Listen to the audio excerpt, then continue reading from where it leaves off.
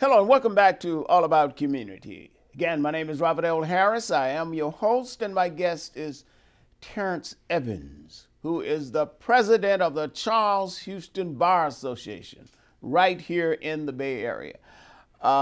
Terrance, let's talk for a couple of moments about what are some of the critical issues that you see confronting the black community that perhaps Charles Houston Bar Association can be involved in. I know you were talking about the voting and the importance of voting, which is critical.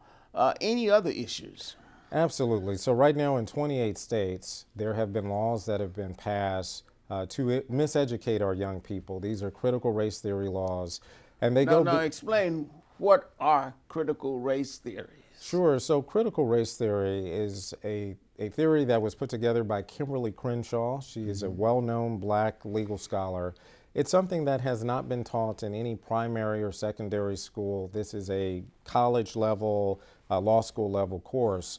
But folks on the right have misrepresented what this is in order to scare well-meaning folks to vote against the proper education of their children. And now it's being used to ban books in libraries. It's being banned to have frank conversations about black history, Asian history, Latinx, Native American history. So you're saying that they really don't want the history of blacks to be taught? They do not want. And why is that?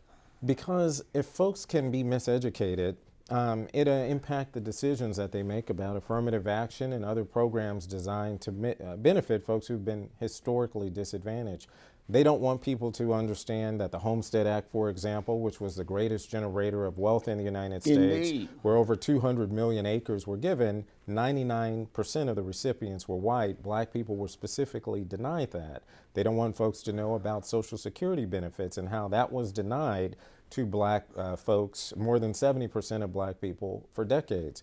They don't want folks to understand about the GI Bill. Following World War II, we had 1.2 million black veterans who had fought bravely for this country, and they were denied the opportunity to get college education loans, home loans, start a business, other support. And you just laid out a case as to why affirmative action is so important to reverse some of those atrocious policies that the United States government has condoned and implemented against black folks. Exactly, and many of those policies continue today. If you think about redlining, which forced black people to live in certain areas and undervalued their property, there have been recent studies in the media right here in the Bay Area, in Marin County, in Alameda County, where you have appraisers undervaluing black houses, and when those same property owners de-black the houses, right, take all the pictures of their families down, put pictures of white people up, in some cases, the value has gone up over $500,000. Yeah, I had that happen to me one time. They had people out,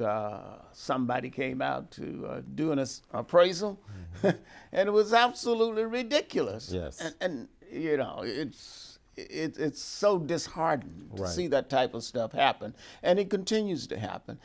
What can we do about it? So we are trying to push back on that. So over the past 2 years, Charles Houston has hosted, participated in more than 80 educational programs. This Thursday, and you'll be my guest, we're going to have a Black History Month program featuring 8 past presidents of the Charles Houston Bar and other black bar associations. And we're going to educate people about the true history of this country and this community to hopefully try to push back on the narrative and give people what they're not getting in their public schools. And I think that's very important, because if you look back over the history of Charles Houston Bar, it has been involved in a lot of issues, especially community issues concerning the NAACP.